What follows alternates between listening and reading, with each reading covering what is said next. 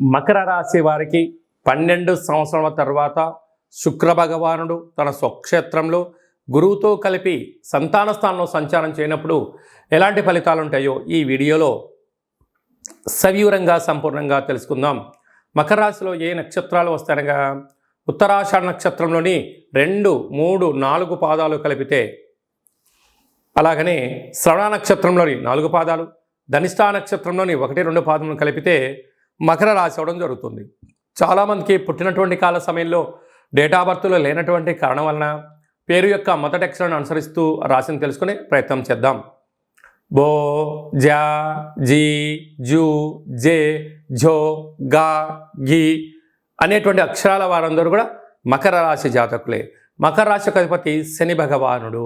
వీరికి ఏళ్ల నాటి శని చివరార్ధ సంచార స్థితి జరుగుతున్న విషయం తెలిసినటువంటి విషయమే. అలాగనే 2వ స్థానంలో శని భగవానుడు స్వక్షేత్రకంగా ఉండడం వలన, అంటే అనేక రాశులు కష్టపడుతూ ఉంటే ఈ యొక్క మకర రాశి జాతకులు అదృష్టం ఏమిటయ్యా అంటే వీరు కూర్చున్న చోటికి అన్నీ రావడం జరుగుతూ ఉంటుంది. అంటే వీళ్ళు ఇంట్లో చేయించుకోవడానికే పడతారు. అటు తల్లిదండ్రులైనా, అటు ఆఫీస్లోనైనా, వ్యవహారాలైనా. రెడ్ కార్పొరేట్ ప్రపంచంలో వీరి యొక్క ఆలోచన విధి విధానాలు అద్భుతాలని చెప్పి గమనించగలగాలి. అంటే వీళ్ళు ఎక్కువ శాతంగా డాక్టర్లుగా, నీటి వ్యాపారాలు, హోటల్ వ్యాపారాలు, అనేక ప్రపంచ స్థాయిలో వీరి యొక్క సదస్సులు జరిగేటువంటి కార్యక్రమానికి అడ్మినిస్ట్రేషన్ డిపార్ట్మెంట్ అంతా కూడా వీళ్ళ దగ్గరే ఉంటుంది. కారణం ఏంటి? శని భగవానుడు అలా ఉండడం వల్ల అలాంటి అవకాశాలు వీరు సొంతమవుతాయి.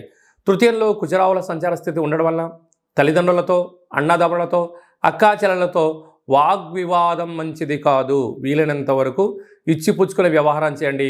మానవ సంబంధాలుగా చూడండి.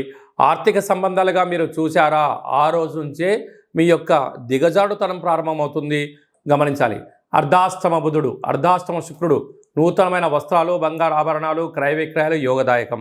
12 సంవత్సరాల తర్వాత శుక్ర భగవానుడు తన స్వక్షేత్రంలో రవి చేత, గురువు చేత సంచారము చేయడం వలన నూతనంగా వివాహమైన వారికి సంతాన యోగం, పిల్లల యొక్క చదువులు, పిల్లల యొక్క అభివృద్ధిలో విజయం సాధించడం, తల్లిదండ్రుల నుంచి రావాల్సిన స్థిర చరాస్తులు వచ్చే అవకాశాలు ఉన్నాయి.